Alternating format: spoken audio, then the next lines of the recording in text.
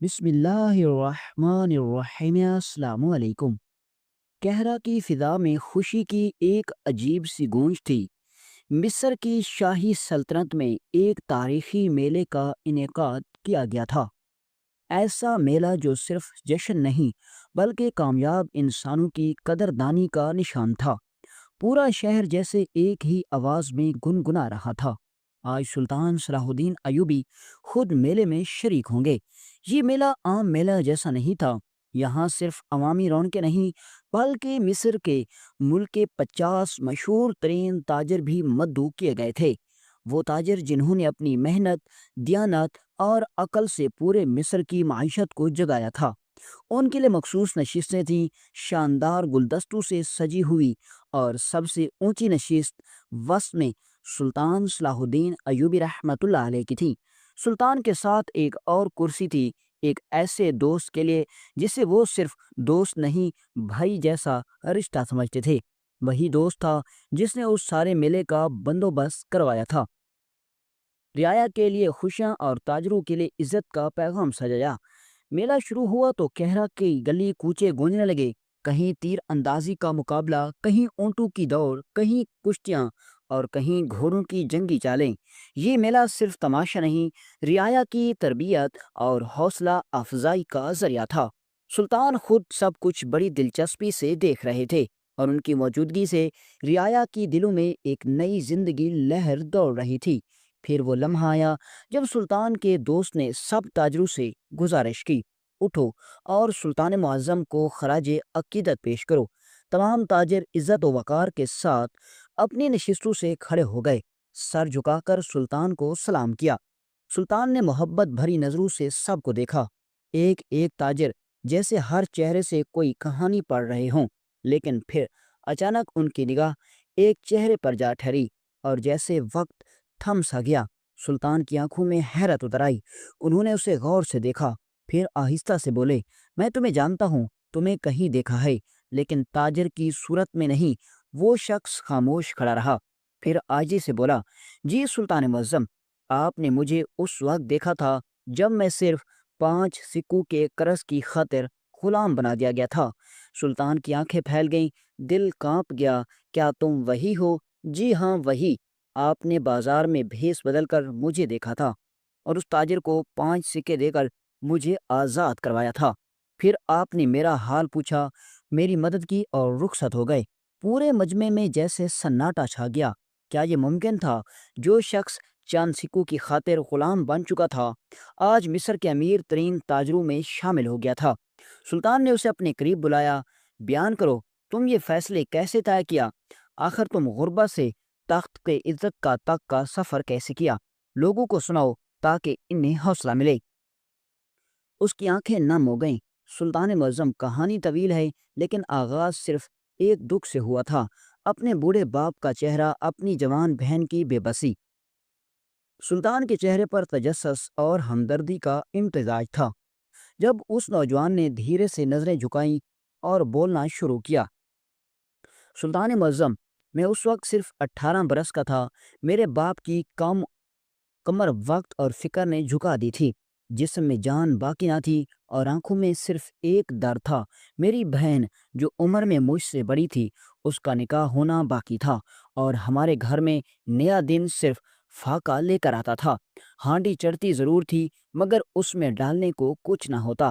میرا باپ دن بدن کمزور ہوتا گیا، اور وہ بس یہی کہتا رہتا کہ اگر میری بیٹی کا نکاح نہ ہوا تو میں قبر میں بھی چین سے نہیں رہوں گا، میں بے چین ہو جاؤں گا۔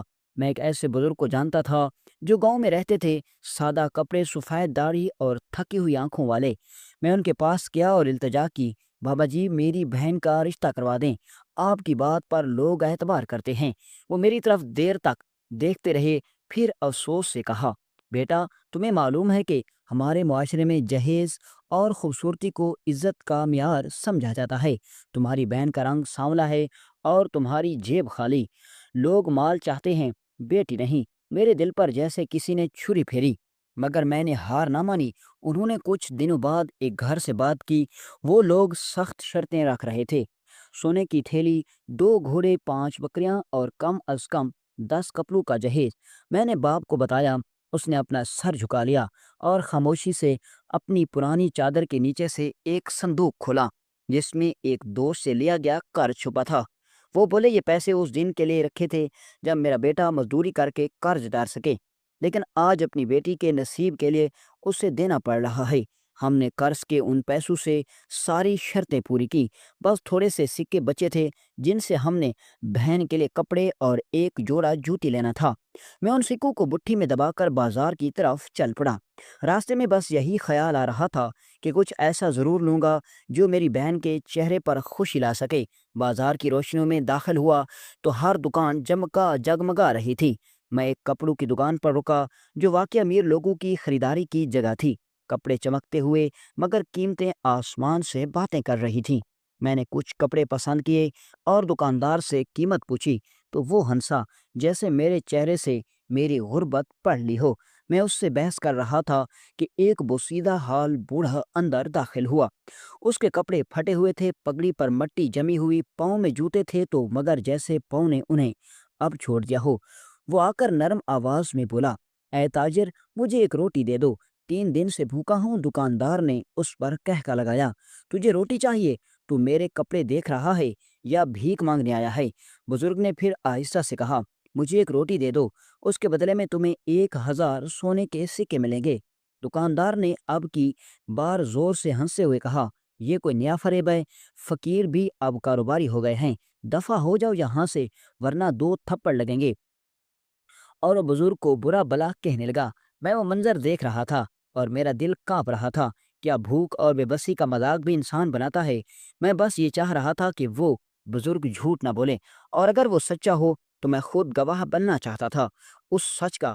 وہ بزرگ بار بار اسی التجا میں کہتا رہا، اے تاجر، اگر تو مجھے ایک روٹی کھلا دے گا تو تجھے 1000 سونے کے سکے ملیں گے، اور اگر 3 روٹیاں دے گا تو 3000۔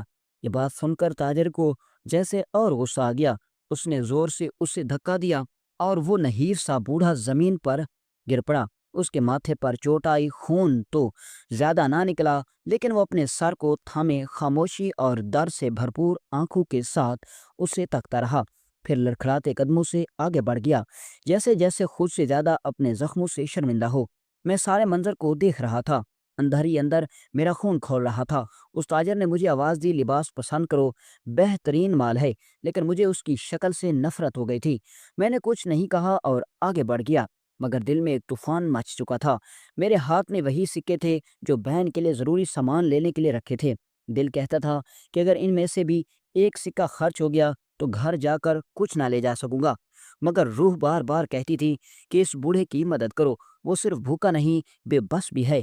بلاخر میں نے دل کی سنی، میں نے بلند آواز میں پکارا، بابا جی رکیں۔ وہ فوراً مڑا، آنکھوں میں سوال تھا۔ میں قریب گیا اور کہا، اگر آپ کو واقعی بھوک لگی ہے تو چلیں، میں آپ کو کھانا کھلاتا ہوں۔ مگر اس نے عاجزی سے کہا، بیٹا، کھانے کی جگہ پر مت لے کر جاؤ، بس اتنا کرنا کہ کھانا ایک تھیلے میں ڈال کر دے دو۔ میں اکیلا بھوکا نہیں، میرے معصوم بچے اور میری بیمار بیوی بھی گھر پر میرا انتظار کر رہے ہیں۔ یہ سن کر میرا دل مزید نرم ہو گیا۔ میں قریب ہی تندور پر گیا اور کہا، 10 روٹیاں اور سالن کسی اچھے برتن میں ڈال دو۔ اس نے مجھے حیرت سے دیکھا، مگر جیسے ہی میں نے رقم دی وہ جلدی سے سب کچھ تیار کرنے لگا۔ میں نے وہ کھانا اس بابا جی کو دیا۔ وہ جھک کر اتنی دعائیں دینے لگا کہ میرے دل کی ساری تھکن ختم ہو گئی۔ اس نے کہا، بیٹا، تمہیں اللہ اتنی دولت دے گا کہ تم خود حیران رہ جاؤ گے، تمہیں 10,000 سونے کے سکے ملیں گے۔ میں مسکرا دیا، دل میں سوچا شاید وہ بابا صرف مجھے خوش کرنا چاہتا ہے، مگر اصل حقیقت کچھ اور ہی تھی۔ وہ جا رہا تھا تو بار بار پلٹ کر مجھے دیکھتا رہا اور دعائیں دیتا رہا جیسے کوئی راز چھوڑ کر جا رہا ہو۔ میں نے اپنا بچا ہوا پیسہ دیکھا تو اتنا بھی نہ بچا تھا کہ بہن کے لیے معمولی سا لباس بھی خرید سکوں۔ دل ٹوٹنے لگا۔ میں ادھر ادھر دیکھتا رہا اور سوچا اگر اسی بازار میں کسی کے لیے مزدوری کر لوں تو کچھ رقم جمع ہو جائے گی۔ میں نے ایک تاجر کو دیکھا جو اپنا سامان دکان کے اندر رکھ رہا تھا۔ میں اس کے پاس گیا اور کہا، کچھ مزدوری چاہیے، سامان اندر رکھوا دو۔ اس نے مجھے غور سے دیکھا، پھر بولا، اگر دل سے کام کرو گے تو مزدوری بھی دل سے دوں گا۔ میں نے فوراً سامان اٹھانے لگا۔ صبح سے ظہر کے بعد تک میں کام کرتا رہا۔ جب سب ختم ہوا تو اس نے میری امید سے کہیں زیادہ سکے میرے ہاتھ پر رکھ دیے۔ میں نے اس رقم سے وہی ضروری سامان خریدا جو بہن کی شادی کے لیے درکار تھا، اور سیدھا گھر پہنچا۔ گھر میں قدم رکھتے ہی جیسے ہوا ہی بدل گئی۔ میری ماں کی آنکھوں میں نمی تھی، بہن خاموش بیٹھی تھی اور باپ کی پیشانی پر فکر کی گہری لکیر۔ میں نے کہا، کیا ہوا بابا؟ سب پریشان کیوں ہو؟ باپ نے سر اٹھایا اور کہا، بیٹا، جس بزرگ سے تم نے رشتہ کروایا تھا وہ ابھی ابھی آیا تھا، کہتا ہے کہ اب لڑکے والوں نے نئی شرط رکھ دی ہے، وہ بازار میں ایک دکان چاہتے ہیں، شادی کے بعد لڑکا کاروبار اسی دکان میں کرے گا۔ یہ سن کر میری آنکھوں کے آگے اندھیرا سا چھا گیا۔ میں نے کہا، بابا جان، پہلے میں ہر حال میں چاہتا تھا کہ میری بہن کا نکاح ہو جائے، لیکن اب نہیں۔ جو لوگ ابھی سے اتنے لالچی ہیں تو وہ کل کو میری بہن سے عزت سے نہیں پیش آئیں گے۔ وہ لوگ رشتہ نہیں خریدنا چاہتے بلکہ تجارت کر رہے ہیں، اور ہمارا دین صاف انکار کر دے۔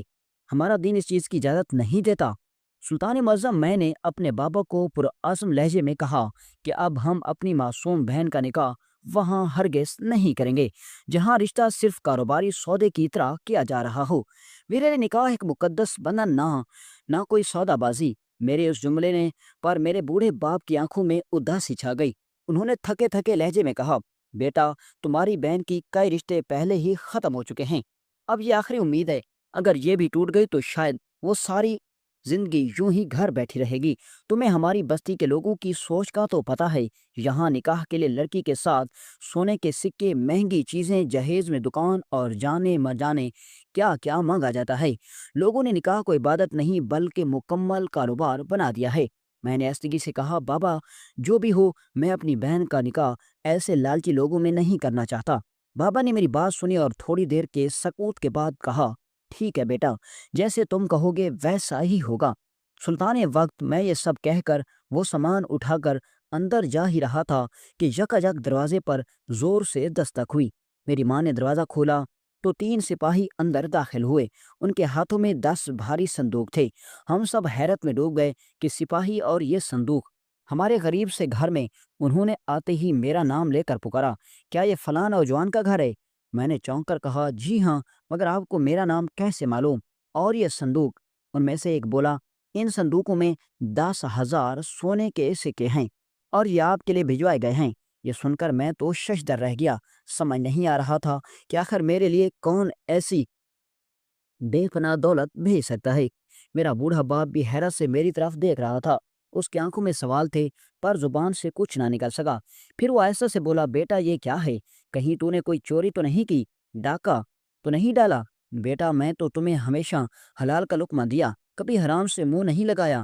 میں نے تڑپ کر کہا، بابا، میں نے کچھ نہیں کیا۔ اگر میں نے چوری کی ہوتی تو یہ سپاہی یہاں نہ آتے بلکہ مجھے قید میں لے جاتے۔ میں نے ان سپاہیوں سے کہا، آپ لوگ شاید کسی غلط پتے پر آ گئے ہیں۔ میرے جیسے نام والے کئی امیر تاجر ہوں گے، ہو سکتا ہے کسی اور کے لیے ہو یہ دولت۔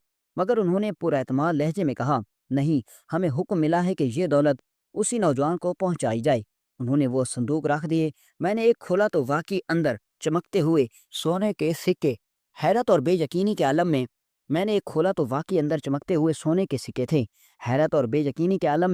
میں ایک سکے الٹ پلٹ کر دیکھتا رہا۔ پھر ایک صندوق میں ایک تہت شدہ چٹھی نظر آئی۔ میں نے اسے کھولا اور جیسے ہی اس پر لکھا پڑھا تو میرے ہاتھ لرزنے لگے۔ چٹھی پہ لکھا تھا، بیٹا، تمہارے ماں باپ نے واقعی تمہاری اعلیٰ تربیت کی ہے۔ میں جانتا ہوں کہ تمہارے پاس بازار میں ایک بھی اضافی سکہ نہیں تھا، لیکن تم نے اپنی ضروریات چھوڑ کر ایک اجنبی کی مدد کی۔ تم نے دل سے چاہا کہ تمہارے پاس مزید ہوتا تو تم اور زیادہ دیتے۔ بیٹا، میں کوئی فقیر نہیں تھا، نہ گھوڑا نہ بھوکا۔ میں مصر کا نہیں، شام کا نہیں، بلکہ کئی براعظموں میں پھیلے کاروبار کا مالک ہوں۔ میرا مال بے شمار ہے، مگر میں چاہتا تھا کہ اب اللہ کے نام پر دینے کی بجائے اسے ان لوگوں تک پہنچاؤں جو اس کے اصل حقدار ہیں۔ اس دن میں نے فقیر کا بھیس اختیار کیا۔ وہ تاجر دولت میں ڈوبا ہوا تھا، پھر بھی اس نے مجھے دھکا دیا، لیکن تم نے اپنی بھوک، اپنے وسائل کو بھلا کر میری مدد کی۔ یہ 10,000 سونے کے سکے میری طرف سے تمہیں تحفہ ہیں۔ تمہارے لیے یہ دولت بہت ہے، مگر میرے لیے یہ صرف چند گھنٹوں کی کمائی کے برابر ہے۔ یہ پڑھ کر میری آنکھوں سے آنسو نکل آئے۔ میرے بوڑھے باپ نے مجھے گلے سے لگا لیا اور کہا، بیٹا، آج تو نے میری ساری محنت کا صلہ دے دیا۔ اگر وہ فقیر واقعی فقیر بھی ہوتا اور تمہیں کچھ بھی نہ دیتا تو بھی میں فخر سے کہتا کہ میرا بیٹا انسانیت کے مقام پر پورا اترا۔ سلطان معظم، میں نے وہ دولت سنبھال کر رکھی۔ سب سے پہلے خوبصورت گھر خریدا، ایسا کہ پورے علاقے میں اس جیسا کوئی گھر نہ تھا۔ پھر اپنی بہن کا نکاح ایک عزت دار اور نیک خاندان میں کیا، ایسا خاندان کہ لڑکا کسی شہزادے سے کم نہ تھا۔ میں نے اپنا کاروبار شروع کیا اور دن دگنی رات چگنی ترقی کی۔ میں نے صرف اپنی بہن اپنی نہیں بلکہ اپنے رشتہ داروں اور اپنی بستی کے غریبوں کی مدد کی۔ وقت گزرتا گیا اور میرے مال میں ایسی برکت ہوئی کہ سمجھ نہ آتی کہاں سے آ رہا ہے۔ آج میں مصر کے کامیاب ترین تاجروں میں شمار ہوتا ہوں۔ یہ سب کسی چالاکی، وراثت یا موقع پرستی کی وجہ سے نہیں، بلکہ صرف ایک لمحے کی سچائی اور دل سے کی گئی مدد کی برکت ہے۔ یہ داستان سن کر سلطان صلاح الدین ایوبی کی آنکھوں میں حیرت اور خوشی کا امتزاج تھا۔ میلے میں موجود ہر شخص دم بخود رہ گیا۔ کسی کو یقین نہ آیا کہ صرف 10 روٹیاں خرید کر دینے پر ایسا انعام، مگر یہی حقیقت ہے کہ اللہ کی راہ میں خلوص سے دی گئی چھوٹی سی نیکی بھی ایسی عظمت میں بدلتی ہے جو انسان کے مقدر کو سنوار دیتی ہے۔ اور یوں اس سچے واقعے کے ساتھ ایک حیرت انگیز اور سبق آموز کہانی کا اختتام ہوا۔